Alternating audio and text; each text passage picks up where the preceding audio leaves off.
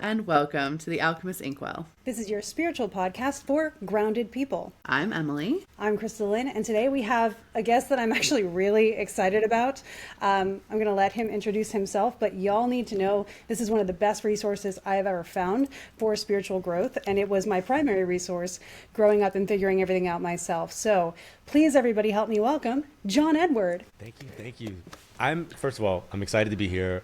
I'm a huge fan, and I could say this of both of you because right before the podcast, I realized I actually follow Emily and I've watched her stuff. So I know both of you. So thank you guys for having me, and I'm excited to be here. Yeah, thank you. Absolutely. Thank you for being on the show. You've been in this industry a really long time, which is pretty cool. Will you give us a little bit of your background and just... Sure. Yeah, start there. I have other questions on it, but go dive into that space. I'm very old school. I go way back to the 1900s, 1985 actually, and that's not even a past life. It's actually this life. It's true. I started my journey when I was 15. I actually want to say 10 now, but it was 15. I was 15 when I began. I had a reading with a psychic, and she put me on this path. I wasn't open to the subject matter. I wasn't an ardent believer. My mom's side of the family was, which is kind of the introduction and how people used to have readings. And then I started learning about the subject matter after this reading, almost as I want to debunk her. And one of the things that I tell people is if they're going for a reading, be ready, be prepared, because you may treat it as like, oh, this is like a joke. And then the next thing you know, they're talking about your business, and they're talking about things that are lessons, and they're talking about things that might be coming up for you. And if you are not prepared for that, for me, I was not prepared for that. It felt like a violation, and I kind of felt like my house was robbed. And I always say that if you have ever been robbed, you then put an alarm system in as security, right? And that's what I was looking for. Like, oh, I don't like that this lady walked around my life and knew stuff. How do I make sure nobody else could ever do that? And that journey just blew the doors off my future. What an interesting way to start. Like a lot of people, and I want to also bring up for everybody, like you started and you walked so a lot of us could run. I know like when I was watching your stuff crossing over, what was that, early 2000s? Yeah, it's 2000 that debuted. Yeah, it was a major part of my childhood because my family was not open to the psychic stuff, but I was popping it off anyway. And my dad loved your show. And that made my mom watch it, which made it okay with her. And so that's the reason I didn't face as much rejection, because my dad would look at me and say, you could do that. And I was like, heck no, I'm afraid of death. Like, no. But I watched your stuff every week and became aware that it wasn't as scary and it wasn't as invasive as you're talking about. And back at that time, if you used the word psychic, you had to find a different word because people would get so upset about witchcraft. We had to find a different word. We weren't allowed to use the word psychic in the marketing. Yeah. Really? Yes. How did that go for you guys? Yeah. How did you work around that? You have no idea. It was such a contentious period of time. I love the fact that crossing over happened. I love the fact of what crossing over did and represented. But me, the person, did not enjoy doing crossing over because I didn't really allow myself. I didn't trust anybody. I didn't trust the network. I didn't trust the producers in the beginning. I was concerned about protecting the subject matter. And I had this kind of like mantra that when I walked onto the stage was like a glowing, illuminated circle. When I walked onto that disc, I was walking on for every person in this field. And I knew that. And I was like, oh, this is a lot of responsibility. Like, I got to make sure I get this right. And it couldn't be about me. It had to be about the subject matter. And I wouldn't let the network do things that were like trashy TV. And we were being produced by the same kind of company that did Maury Povich and Sally Jesse Raphael and the Jerry Springer Show. By the way, tremendously successful, far more successful than Crossing Over ever was. But I didn't want to be that. So I was like, how do I get everybody to see this for what it is? So it was not easy. And then when it came to marketing, we weren't allowed to use words like psychic. So that's wild. Yeah. I mean, those shows were tremendously successful because they were drama farms, right? So you having the distinction of like, we're not going to be that, I think is so much more successful in its own way. And I will say there was little things, because growing up, full transparency, I grew up without TV for like 90% of my childhood. I lived on a mountain and basically just existed there. So I didn't have a lot of that context and background, but I do know like when I was in my later teens, that was when I started seeing like random psychics on talk shows and things like that. And I was like, oh, they can do what I can do in like a very casual way. So having that burden of carrying an entire industry on your back, that's a lot. Like it's a very hard thing to do things no one's done before. right? If I could time travel, Emily, I would go back to the me of then and say, don't change anything that you're about to do, but try to have fun. Like, try to have fun. So I constantly remind myself today that whenever I'm hitting that strife or hitting a wall with things, I go, have fun while you're hitting that wall. Because this is a place and time where you're supposed to be learning and evolving and growing and transforming. Yes, but you also got to have fun, right? It's a choice. 100%. So I try to put myself into the, release what I can't control, enjoy what I can, and try to really look for what the lesson is in a very abstract kind of way. Like, I really do feel like sometimes I'm outside of myself watching what's taking place. Yeah. And We talk about concept. fun. Yeah. You go, Krista, It's go. the same thing as you. I'll just go on. So No, I we was just talked gonna about the say- same concept. Get it. Take it away. Me? Okay, fine. Okay. All right. So we talk about whimsy and having fun as being a part of magic. It's how you kind of unleash it. We also talk a lot about creativity in our space. And I know that I'm going to pass the ball to you, but that's something that Emily does really well in your content, where it's like, how can I make this fun as I'm going through hard times, like, the world we're living in right now? Well, I think so often in our profession too, in being psychics or being spiritualists or whatever we want to call ourselves, which I have a constant name debate with my own self all the time of what to label all of this. But I think so often people come at it so seriously anyway, either if they're trying to develop their own abilities, because then they're coming at it like, I got to take this seriously, I got to help people, or this is a big shadow work journey, or they come in it really serious that way. Or they're helping people and they're thinking, well, I only am going to talk to them about like very serious topics like death or their love life or like things that like are big and matter. And so they come in very serious too. And I think I get why that happens, but I actually think it's counterintuitive to the actual nature of magic. Like when you're a little kid thinking about magic and connecting and psychic things, like that's exciting and fun. And then we lose it when we decide that it's going to be serious.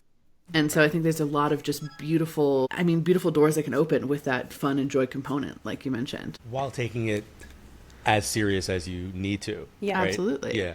I had transparency, I had a marketing meeting before I had to come on to this podcast, and we were talking about the Evolve Plus platform. And one of the things that we had done was something live on Facebook, and the marketing executive said that they had 2 people watch, and they got turned off by the level of teaching or the way that I delivered my message. And the reason they were turned off was I seemed combative or angry. And the reason why I was combative or angry was because I was trying to get people to be careful about what they're watching on TikTok, trying to get people to be careful about what they're watching on Instagram and YouTube.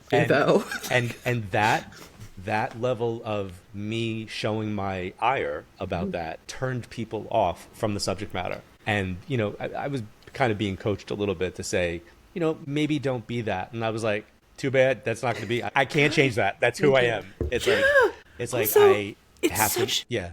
So important. You need to talk about that right now, especially with like the AI stuff that's happening with like TikTok and Instagram and like people like looking at that for spiritual advice. And like, there's so many things right now to be cautious of watching on those, like you saying that. If it seems a little scolding and it turns people off, they're probably the ones who need to hear it. Yeah. Exactly.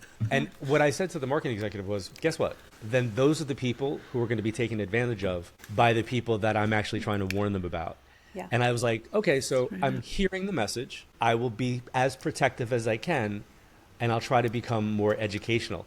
The problem I have, again, this is my 40th year doing this, is that my patience is kind of like, I'm 5 minutes away from yelling at people to get off my lawn, right? Like I've got that kind of vibe.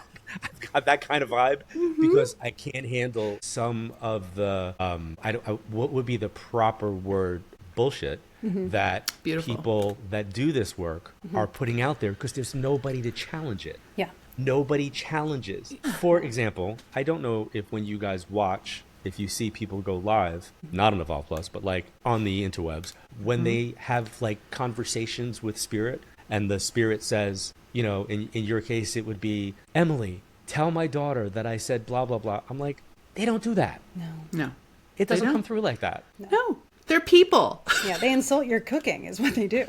No, but like I will explain to people, and I'll do it here now. If anybody's hearing impaired or deaf and they learn sign language is a symbolic form of communication, but it isn't word for word of what we're saying. It's a condensed version of expression. And so is communication with spirit. So the moment you see any medium basically personalizing that your relative is now having a conversation with them using their first name and then say something, that is just a performance. It is a performance. So I'm always wanting to be protective of anybody that comes across this. If anybody's watching this for the first time, we always want people to be skeptical, not cynical, skeptical. Absolutely. And we want them to be open-minded. And I always use the childlike, you said magical analogy, right, with children. It's the same across every energetic field. I want everybody to be a seeker, because if you're being a seeker, that leads to exploration. Yes. And when that exploration lands discovery, that discovery gives you an opportunity to raise your awareness. And once your awareness is raised, you can put it into action. And that's how we evolve, right? And you can apply that to any field in your life. Well, it's also one of like the better doubt busters out there. The more you explore what you believe, what feels true to you, the more you can stand on the foundation of that. And so if someone does question you or come forward, you can say, well, I believe this because, take this as your own research, go find your own truths. And I think that that's really important. One of your tenets is communicate, appreciate, validate. Yep. You've said it on like your shows, and I was raised with that, and it was the backbone of a lot of what I've done. And I actually apply it in a lot of what I do. And so that being one of the biggest things that people struggle with when they're developing their own intuitive skills, when they're working with intuitive people who are claiming to be able to help them, and sometimes are only enabling them to bypass their feelings and do like things that are negative for their mental health. How would you recommend people hone in their discernment and kind of remedy any kind of doubt issues they have? What's your biggest doubt buster that you've found? I think having things written down, like paper and pen written down, not even like on your phone, like to really sit down and kind of journalize your experiences. There's something that, like, I know this is how my brain is wired. I'm somewhat OCD in how I have to do certain things. And I like a lot of validation. I like facts, right? That's just how, that's a me thing. So that translates into what I do. But I think it's helpful for people that if you try to bust your own doubts, right? Bust your own myths in the way that you're saying, you need information to do that. So if you think you got something psychically, if you think you got a message intuitively, a download, call it, write it down, date and time. And what do you think about it? What do you feel about it? What do you think is going to happen next? There's always something that I add in there. So when people have that constant deja vu moment, I believe that a lot of times that a deja vu is happening is that you are having a precognitive memory that may have happened in a dream state. That's kind of like bubbling up and you're like, whoa, I've been here before. In that moment, ask what's next, what happens next, and see if you can get to the next part. Because just that little next part might be the thing to get you to pay attention to your dreams now, or to pay attention to something else. So I think question everything. I think questioning everything is important, because that means you're seeking answers. You're leaning into that seeker vibe. I think one thing that's kind of bled into some of this spiritual stuff from like more organized religion spaces is this like blind trust component.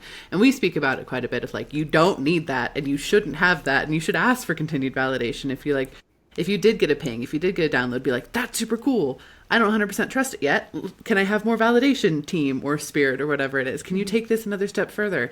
And I think even that question of like, what is the next thing is another layer to that. And that's a big thing that people have to kind of overcome mentally a little bit to actually expand in that space. So for anybody that's watching this, I want you to know, like you've heard me say, I go back to the 1900s and I've been doing this for 40 years, but literally right in front of me, right, the screen upon which I do all my virtual work and Zoom work is a rock. And that rock says, trust. This is a really old rock. And that rock is there to remind me the next time I'm doing a reading for someone or I'm live and I say something to someone and, you know, I'm like, you have this person that did such and such, and they go, no. It's like, well, hold on a second. What I now hear is no, comma, that's not what you're supposed to be saying. Yeah. So exactly. I have to trust what the information I'm getting is, and then ask them to come on the journey of discovery with me. Like, hold on a second. Is this factual, though? It may not be what you want to hear, but is it factual? So I think that we don't want to have blind trust to anything. If you want to question everything. But I think we have to trust the process, or trust ourselves in the process to look and find what the truth of a circumstance is. Also, I'm sorry, I was just gonna say, that is my number one thing, especially when doing mediumship, because I do pretty much you name it psychically, and I can do that, and will do that. And I do a lot of specialization in like talking to spirit guides and getting advice from them on things and looking at past life things, etc. But specifically with mediumship, the biggest thing is half the time it feels like the person is quizzing you. They're trying to give you a quiz to be like, prove that you're speaking to them. And that is a huge thing, especially, I mean, I've been doing psychic work my whole life basically, but like professionally since I was like 15. And that's been one of the biggest hurdles for me personally in my own development, has been like, but they keep saying this one thing, so I'm just going to keep giving you this one thing, and like getting to that space. So I really appreciate you calling that out genuinely, because that is exactly what you have to go through. Well, in a session when you're communicating with spirit, there's a goal that's there for them that you and I might not be privy to, right? So the three of us can make a connection with spirit, and we're going to do what we do in the way that we do it, in the way that we perceive it, in the way that we can get it. And the same spirit can come through to us at three separate intervals. And we're going to get three separate types of information because of how we're wired and who we are and what our experience is. So as we're delivering said information, we're going to do what we do. We are not privy to the intentionality of that energy coming in and what that message means today for a month from now or 2 months from now. So oftentimes information will be downloaded to us. We'll get it. It will make absolutely no sense. That also needs to be said because it structures the potential for something later on down the line. So you could very much say like, hey, listen, they keep wanting me to say this. I don't know what this means, but can you just like underline it, remember it, circle it, come back to it, and then, hey, let me know if it's important. And the reason why it's important for you to get the feedback is the next time you see that thing, you'll know to say that again because you'll get the validation of that. Yeah. I actually remember from your show that you used to say things and they'd be like, no, and you'd be like, yes. And I always loved that. Yeah. I thought that nope, I trust what I'm getting. And then you would follow up. You know, you'd have the after scenes where people would be like, yeah, I went home. I showed it to my family. And they were like, well, this. I think you called it psychic amnesia was one of the things. Oh, my God. KristaLyn, thank you so much for saying that because I've coined so many phrases over the years. And like I hear other people say stuff and they never, ever attribute like where stuff comes from. I relate, yeah. And I'm the person who, you know, I'm in a place in my career where I could say what I'm going to say because a lot of the people that I've been connected to are now gone. And it could seem as if it's coming from me. To this day, I will still always credit the people that I got my information from. And, you know, maybe because of the way that I was raised in school and cite your sources and the making your bibliography. But I feel like an energetic bibliography is really, really important. You got to give credit to like where credit's due. So I appreciate you guys saying that. Yeah, well, of course. And I honestly, to take that even further, in our line of work, it's don't take my word for it. Here's where I got it from. Right. This is your next step in your exploration. Again, like one of my biggest tenets in my work is I am a part of your research. I am not telling you what to believe. I'm telling you how to find the next answer to your next question. And I think citing sources is really huge. You've seen me on lives on Evolve Plus. I bring stacks of books. And I love that. I love that because what you're bringing with you is an army. Like, you're not saying, hey, I'm here to help you fight the battle. You're like, hey, I'm here to help you fight your battle. And this is the army of information I'm bringing to back that up. Yeah. And that gives credibility because you're not relying on soul ego of, look what I can do. Hey, it's all about me. You're really bringing it about the subject matter. And that is the greatest success of anybody in this field. Anybody watching this, if you want to do this work, it can't be about you. It's got to be about what you do. Yeah. My great-great-grandmother, my grandmother's grandmother, used to channel through me when I was doing healing for people. And if I felt like it was my responsibility to heal them, she'd smack me on the back of the head and say, it's not about you. And that was one of the biggest things for me because you learn that you're not responsible for healing this person. You're not responsible for any of this. Yeah. You're connecting someone to something and you're empowering them rather than enabling them. And I've seen, across the board I'm like in really good company right now and I'm very happy, like between you and Emily. And I think this is the most integrity I've seen in an intuitive space and I like it. And you have to have that. And I think it's lacking. I mean, going back to like the meeting I had right before this, it's like, I find it interesting that we could be, I say we collectively, could be critiqued for the intention of helping somebody else. And I sat back and I was like, that's been my entire career. My entire career has been literally me taking the shots and the arrows to help protect the subject matter. And I was like, I'm pretty numb to it now. I mean, like I have an entire South Park episode that's dedicated to me that plays somewhere at least once a day in the world, where I have to I have to hear that. So your two truths and a lie go really hard though, because that is. But here's the greatest thing. Everybody always says, "Oh my God, that was really brutal. Like, did that hurt your feelings?" I was like, "No." And they were like, "No." I was like, "No," because that meant that I actually am in the zeitgeist enough that I warranted an episode of that nature. And quite honestly, I'm not a big media person anymore. I had a big media presence at one point. I said, but I've been out here doing what I do. That show alone has been the best marketing because people go look me up. And then they find me and they find all the other stuff that I've done. So it's actually helped a lot of people. Yeah. So perspective is also kind of important. I mean, I did tell my kids when they were younger, I was like, just so you know. Just so you know, you might have a really big jump scare. This is an episode that's out there. Your friends may want to reference it. Yeah. On that note, though, I will say, what has been, especially, I know a huge resistance for a lot of people who are very psychically inclined and want to dive into this field is currently the media eating people alive or posting things and getting all of the hate comments and, those types of things. And it's scary, don't get me wrong, and you do have to develop a thick skin for it. But is there ways that you found to navigate that more, having had such an extensive experience with that? I think early on I developed a following that people couldn't get to see me, right? So I became very, very young. I was very, very successful where people couldn't get in front of me. And that created this energy of what it feels like to be wanted or known, right? So I kind of got a taste of, I'm known in this very small circle here in New York. And then I also saw the flip opposite backlash of that, which was, who does he think he is that, well, how many readings does he do a day? And how many more can he do? It was I'm in college. I'm taking 18 to 21 credits working on a master's. I can only do what I'm doing, but thank you for the interest, And then that circle got bigger, then that circle got bigger, but so did the backlash. So it kind of always went in tandem with me. And by the way, I even had it in my own family, where people would make fun of me and be like, oh, he thinks he could read cards, that type of thing. It was no, I don't think I could read cards. I am reading cards. Oh, and by the way, you're all the ones that are asking me to do it for you. So, it kind of as the ability developed, the notoriety on a small scale kind of came in.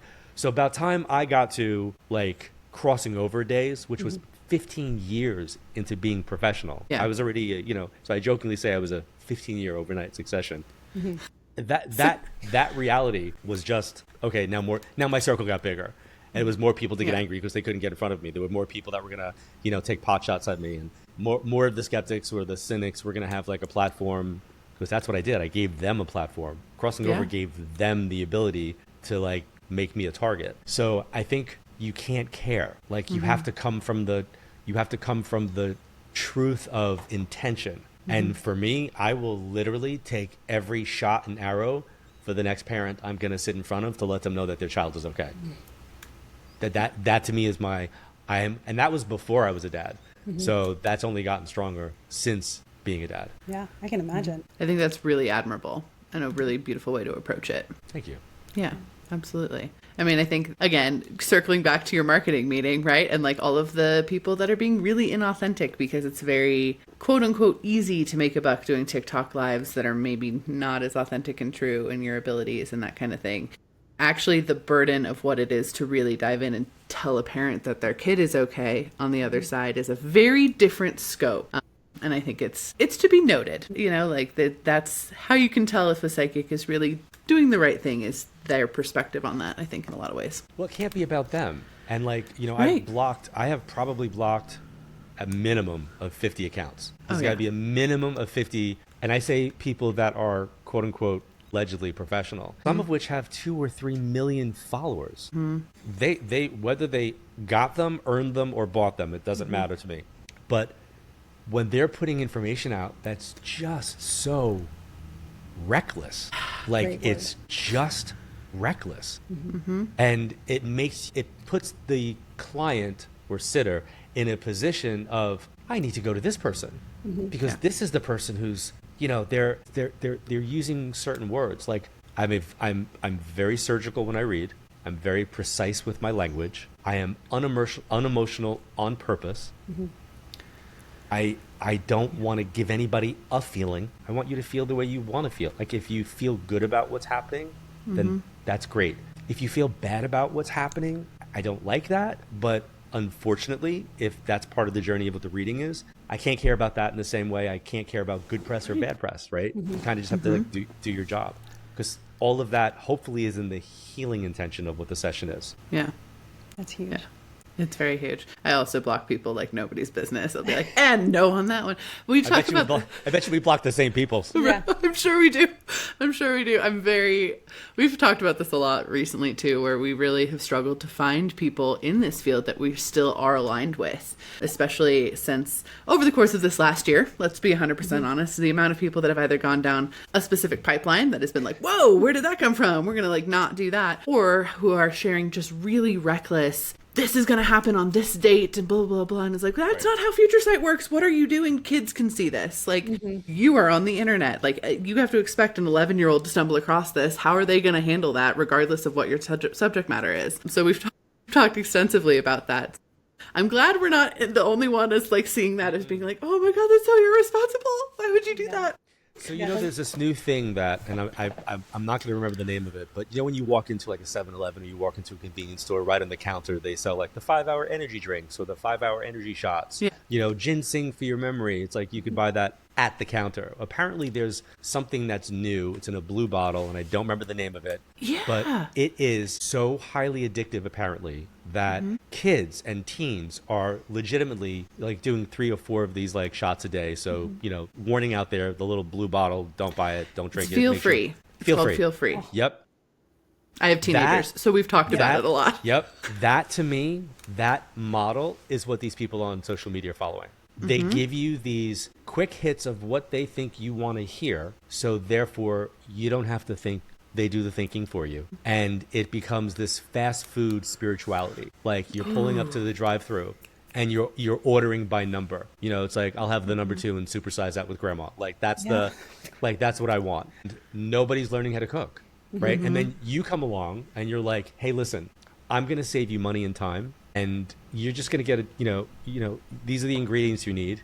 And it's going to take 30 minutes of your time, but wow, it's going to be so much healthier for you. And those people are like, no, don't look over there. Look over here. Because on this date and time, grandma's going to appear and she's going to appear in the closet and she's going to be carrying this and it's going to mean this for you, or stop what you're doing right now. This is coming across your feed. This is for you right now. No hashtags. I'm like, it's like there's no hashtags or look what time it is. I'm like, okay, guys, there's an algorithm that is tailoring this for you. Like, so whether or not it's on your For You page or not, it's because it's being tailored to you. You've already expressed interest in this. Yeah. So I don't know. I think we have to be realistic about what we're encountering and then just kind of like even filter that out some more. Yeah, fast food spirituality. Good word. That was a really good one. I really like that. A lot. Yeah, as we come into Virgo season, no less. I love it. Yeah, so speaking of like your experience and everything, I do want to make sure we set aside some time. You've written several books. Yes. Yeah. Many of which are very useful to people who are on their journey. So I'm going to really quickly recommend all of your books. They are on my shelf. And also, you've got a new one coming out. I do. And so part of the reason the timing of this episode is as it is people can be able to have access to that book on September 2nd. So do you want to tell us a little bit about your new book? I will tell you. So soon. Congrats. I didn't realize it was so soon. That's awesome. Yeah. It's been 30 years in the making. The book is called Chasing Evil. It is a book that I co-authored with Robert Hilland, who's an ex-FBI agent now. But he basically came to me in like 1998 and was going to try to expose me as a fraud and didn't like the subject matter. Heard me on the radio in New York quite a bit and made me his own little personal mission. And that moment of connection became pivotal for both of us. Backstory for me is I had a very negative relationship with my dad, New York City police officer, career military guy. Not a big fan of the subject matter. Wasn't a big fan of me, by the way, but allegedly loved me. But we just did not really connect. And I never really thought I was seeking my dad's approval, at least consciously. Enter in Bob Hilland. And Bob Hilland kind of became, even though we're the same age, he kind of became this patriarchal representation in my life where I wound up helping him on his cases. So indirectly, I was like, getting my dad's approval in a weird way. And my dad never knew this. Like in life, I never told him. I never actually even brought that out to him. So I don't say that I worked for the FBI. I worked for Bob. I worked and helped him on his cases. And what I found really fascinating is in my everyday clients, I didn't really get information like that. Did things come through about crime? Sure. Did things always come through like that? No. With him, it was like this, I don't know, it was this karmic blending of what he did and what I do. And I noticed that my guides behave differently with him. So like if I was reading for someone and they asked me, hypothetically, is my boyfriend going to leave his wife? The answer is no. And then if they tried, from like a different angle to ask the same question, the answer was still no. So what I noticed is that when a client would ask me a question repetitively, I didn't get any additional information. When Bob would ask me questions about his cases, I would expect to have to say to him, no, I gave you the answer. And then I got additional information. So he found ways to work with my guides. It was kind of really cool to watch, to be honest, because I was like surprised, like, oh, they're answering you. Like, oh, this is new. Like, this is a whole new like resource for me. So I became kind of excited and interested. And then I felt like I was like doing a community service in a weird way. Like I'm lending my energy over here. And then I just said to him, I go, I'll help you, but don't put my name anywhere. Like keep my name off your stuff. And he would laugh and say, no problem. I want to keep my job. We're all good. And so for 3 decades, I helped him on some pretty high profile cases that he was on. And then he retired from the FBI. He's working for a different part of the government. And he said, I feel like I want to tell this story. Would you let me? I was like, oh, yes, let's do this. And I think that when you read the book, when people read the book, they'll understand the catharsis of why him telling the story now was significant. Because besides it being supernatural meets true crime, journey that he as a person goes through that I got a chance to witness and watch was pretty amazing. Like it's pretty amazing. So I think that there's a little bit of a therapeutic take-home message for people just by watching Bob's journey of like, how do you not let something go when it's taking so much away from you? And it's one specific case. So it's called Chasing Evil and it's coming out September 2nd. Yeah. And a little anxious. Yeah. Did I see somewhere that also there's an ability to pre-order and get an autographed copy? Is there somewhere you want to recommend for people? There is, and I should probably know that. I think if people go to Talk Shop Live, I think that's where we did it. Okay. Talk Shop Live, they have a bunch of signed copies that we've already signed. Okay, great. And they can definitely find it there, and you can get it wherever books are actually sold. But if you want an autographed copy by both of us, TalkShopLive, I think TalkShopLive.com. And then somehow in there, I have a channel or something in there you can go find. I should totally know this. We'll find the link and we'll put it in the notes. It's all good. We'll figure it out. It will be in the show notes or below here on YouTube. That's really wonderful. I appreciate that you came at it again with that curiosity mindset of like, oh, well, this is new. And I will say, just on personal experience, when your guides do something different, it is so jarring because you're like, I'm so used to this. This is how they always interact. And your guides are so close to you, right? Like you talk to them. I mean, I talk to my guides about everything. I'll be like, today I went to the coffee shop. And they're like, yeah, we know. I'm like, I know, but I want to tell you about it anyway. It's like, hey, we were with you. Yeah. They're like, yeah, we watched. We know we recommended that muffin. I'm like, I know, but it was good. Okay. But they're so close to you. So then when something like that happens, they're like, oh, you're giving more information. And sometimes that happens when you're, really embodying a transformative energy. Sometimes that happens when you've leveled up. Sometimes it happens when, in the example you provided, like you're now doing this different thing you didn't think you would do before. It's definitely a moment of like, oh, I'm doing something right. Like talk about some deep validation. So I think that's really cool to even just have that now written down for your understanding too of like, yeah, not only did you do it right, you did it right for 3 decades. That's huge. And without talking about it. Like, without talking about it. People around me didn't even know. Like when this came out, people were like, you did what?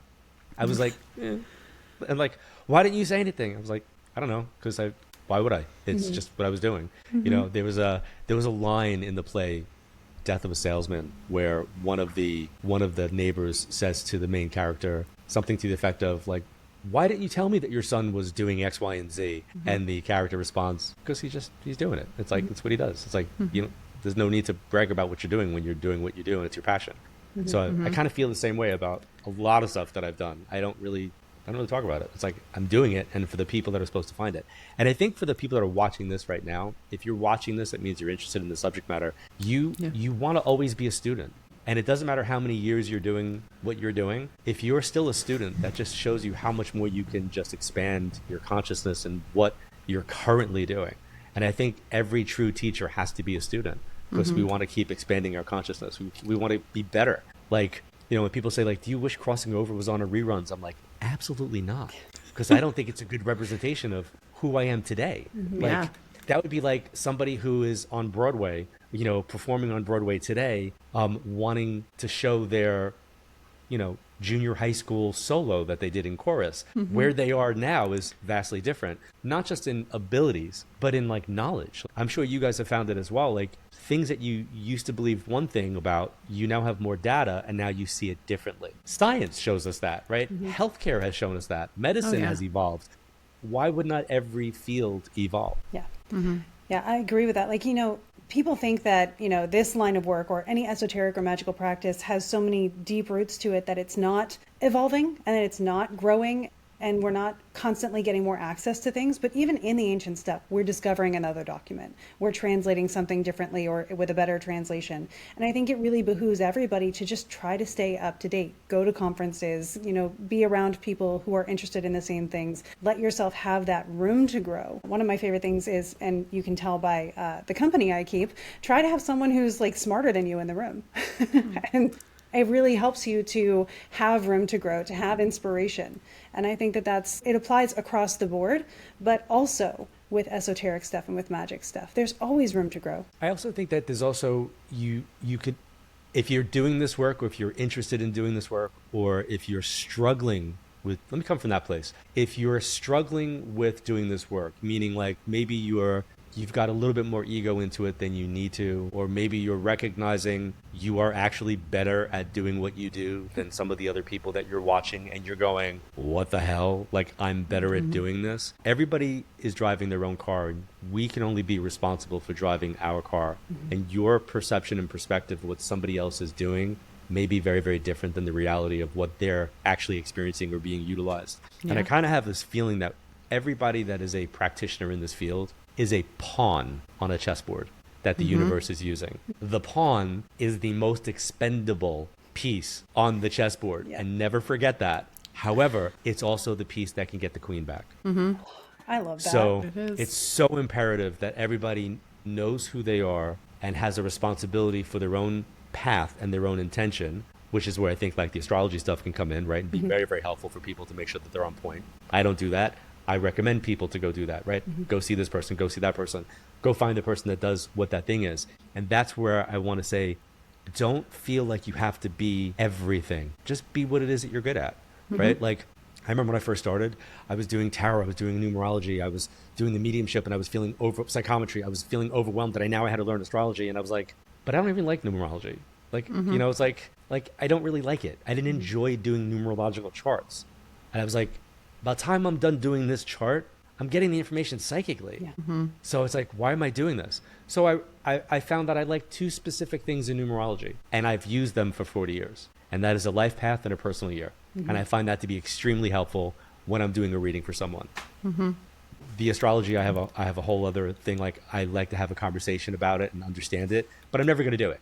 So I'm going to always let the people do. Because my background comes out of healthcare, I feel like you have doctors that specialize in fields for a reason. Yeah, exactly. You have metaphysical practitioners that specialize in a field for a reason. And go let them be that. And if you're not that, be you. And be the best you that you possibly can be while you're being you. And know the best referrals. Yeah, I also don't do astrology. I have a Krista. Anytime astrology stuff comes up. It's great. The way I have to give you a shout out. One of my really, really, really good friends just had a reading with you. And she was singing your praises when she was done. So thank you. It was a very enjoyable reading for me too. I'm really glad that was a good experience for both sides, because that was great. Yes, it was. And thank you for the recommendation. Absolutely. Yeah. Absolutely. Yeah. Speaking of that too, you said you've mentioned it a couple times, but the Evolve Plus, what is that? Could you tell our audience so they know what that is?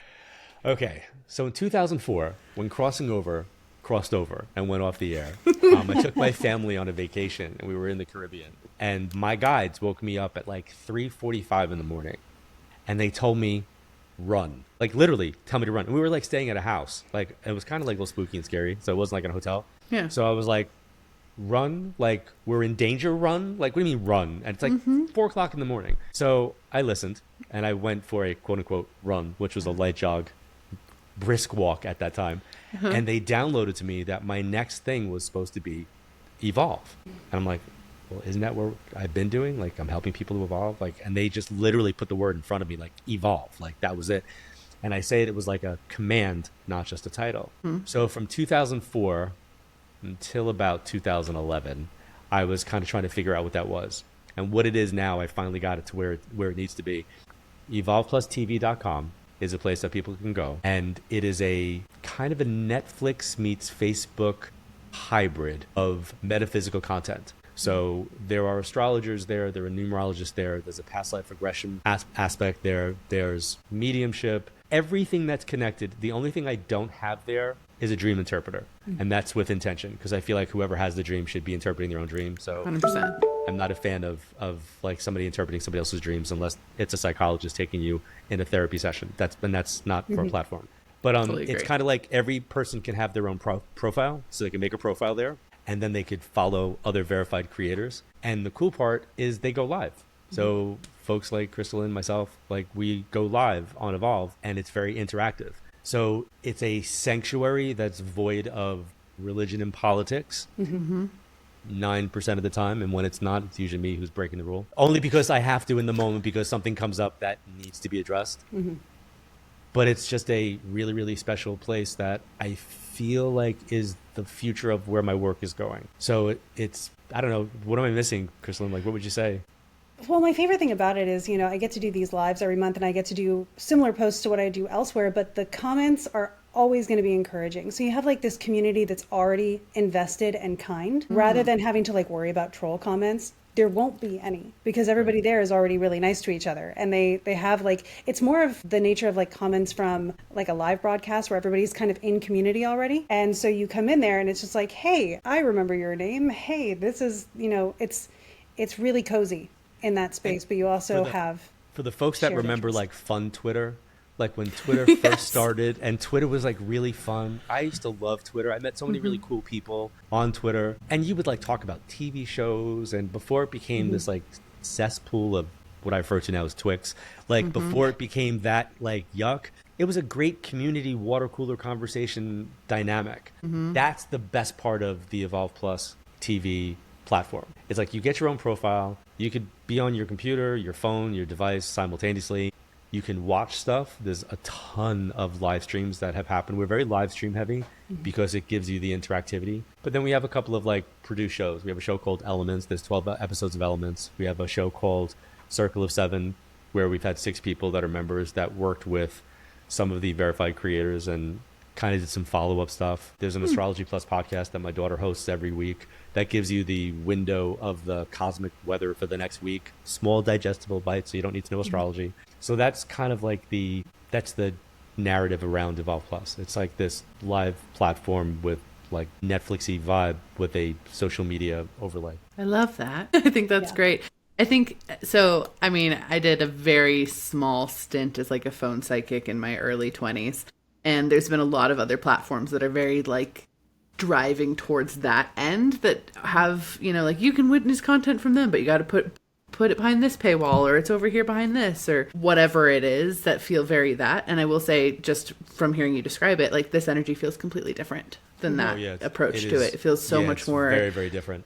To see people authentically express their own interpretations and have it be really healthy in that, and the engagement piece be very healthy in that, it's really lovely and very refreshing to see. Yeah, I will say it's very well curated, and not just because I'm in there. It's really nice to be surrounded by. You have such a great team of people that work with you in Evolve. They're like some of the coolest people ever. And the, again, integrity that you ensure is maintained. To me, and again, I'm like a stickler with Saturn and Capricorn, but I love it. I think it's really cool to go in there and just know there's nothing that you have to worry about. It's already established. It's firm. And that's really nice. And kind of like, what's kind of cool for me to watch is the community aspect. Like they're so supportive of each other. Yeah. And it reminds me of like the positive Twitter days where people would go on there and be like, happy birthday so-and-so. And like good vibes. It's got like a really good vibe. Oh, and they're evolving and they're learning. And then it's cool. Like we can pull people up. Like, so you could like literally hit somebody and they could be doing what we're doing right now. And a reading can happen in front of everybody. And they're supportive of that. Like if that person gets picked for a question, or if they get picked for something. So that it's a good vibe. I'm happy with what we're doing. Now I'm hoping to keep it going. And that was why the marketing meeting was happening. It's like, how do we let more people know about this? Like, I'm on podcasts like this. So thank you for inviting me. Yeah. Oh my gosh, absolutely. Like, honestly, to anybody who's listening, if you are fatigued with your algorithms and your social media and like all that stuff that just feels like it's kind of working against us right now, spaces like this are there, and more really good people are creating them. So feel free to check it out. I'll find you there. Absolutely. And where are you guys off to in your international travels next? What's happening in your world? We leave for Thailand in a month. Yes. Wow. Yeah. Very cool. Very, very cool. Yeah, and then we decided we're also doing Japan afterwards, just like us. So we're just going to pop over there to cut some travel time down. Yeah. I think you guys should add Australia into the mix. We are actually working with the travel company to add an Australia itinerary for people, because we both have really good astrocartography in Australia. I mean, and if you were going to happen to be there between October, November, October, December, when I'm there, that would be even greater. That would be really great. Fun. We can make that happen. Honestly, I think we are taking an Alchemist Inkwell retreat, even if it's just us. We could do that, and for its business, right? Yeah. No, that would be awesome. Tax write-off. Yeah, I didn't know do you spend a lot of time in Australia? I usually travel there once a year to do media, and then that's just an excuse to go there. And then I travel there to do events, usually in the fall of the States. So from like the end of October to the beginning of December, I tour around Australia. It's one of I would move there. That's so cool. If I didn't have kids, I'd be living there. Phenomenal. Yeah. How old are your kids? I have a 22-and-a-half-year-old and an 18-year-old. I'm not too far behind you then. Mine are 13, 14, and 15, because I'm a crazy person. So Wait, did you say 15, 14, 15? I said 13, 14, 15. Oh, I thought you said 15, 14, 15. I was like, we're going to have to explain that 15, 14, 15 part. No. Time is fake. No, 13, 14, 15. But yeah, I get that. There's a lot of places I would move to if it weren't for children, I think also, which is fine. I'm not upset with them. I'm just saying. Exactly. Yeah. Oh, and awesome. if they were younger, they may be living in Australia right now. If I had that control over their future at the moment. Unfortunately, they're adults now. I don't really. No, I can only empower and inspire. If I want to dig deep into the Italian side of my family, I can go for the guilt. But I try not to go there. No one needs that, especially not right now. There's enough things to feel bad about. Yeah. I can whip out So I was just going to say, well, on that note, so you said Evolve Plus is something you're doing. How else can people find you? How can they interact with you? Or what stuff should they start with? Anything like that? If they want to directly interact with me, if they want to know first opportunities, if I'm doing private readings, if I'm doing any type of Zoom groups or when I'm going live, I would definitely say go to Evolve Plus TV. I should probably send you to my website, but I'm going to tell you to go to evolveplusTV.com. And you'll have the opportunity to kind of sample and see what's there, and then come check it out. And I have an entire channel. There's a whole bunch of stuff about development. I've got some of my books that are on there that you can read on the platform. It's a pretty robust place. So I will tell you what I tell my clients. I will say, go to the site and let your guides direct you to what you need to know. And I think that's one of the reasons why I have a hard time promoting my stuff, is that I full well know as a practitioner that maybe my stuff is not what you need. Yeah. Maybe I'm going to be the catalyst to direct you someplace so you can discover something else. Publishers don't want to hear that. People that do marketing don't want to hear that. And I'm like, but if I know that, if I know that, then I would be doing a disservice to myself, my soul, and the client that the universe is putting in front of me. And I've had actual private readings where people have waited forever, and they get in front of me and I'm like, do you trust me? And they go, of course, it's why I'm here. Then I say, I'm not going to read you today. I'm not going to charge you today. We're going to talk. We're going to talk, and let me figure out why you're in front of me. 9 out of 10 times, they need an astrological reading, not me. And I'll say to them, I'll answer whatever questions you have about the subject matter. I'm not going to read for you. Sometimes it happens anyway. And then I'll direct them to take what is an expensive fee and direct it towards something that I know that they need. Yep. So I kind of feel like we got to be true to who we are within the field. And that's one of the things that, we started off with marketing and I'm ending with marketing in that same kind of zone. It's you have to know that as a teacher and as a practitioner, where your intention lies. And my intention is always to help and heal and empower people and leave them better than I find them. Love that. That's awesome. So thank you so much for coming on the show. It has been such a pleasure to meet you. I really, really appreciate it. Thank you. Yeah. Thank you. This is really cool, you guys. I'm really enjoying myself right now. Thank you. Awesome. And again, everybody, we will include all of John's links below or in the show notes or whatever. My phone is going off. Hello, phone. Is that outro music? Yeah. I know it wasn't, but I guess Now we need outro now we're music. going to use it as that. Super weird. Anyway, my phone it's not volumed right now. It just decided to ring with actual volume, which is, we're going to just trust that. Anyway, thank you all so much for listening. As always, if you could just like or share this episode or download it wherever you're listening on, because there's a million different places you could be listening. If you want to comment an emoji, and if you're watching this on TikTok, of how that made you feel, we would love that. It helps us reach more people. So thank you so much. And thanks again, John. And thank you. You want to do our outro with us? We're going to try to say, go make some magic together on 3. It does not work typically, but we're going to give it our best shot. Does that sound okay to you? All right, fantastic. All right, ready? 1, 2, 3. Go make some magic.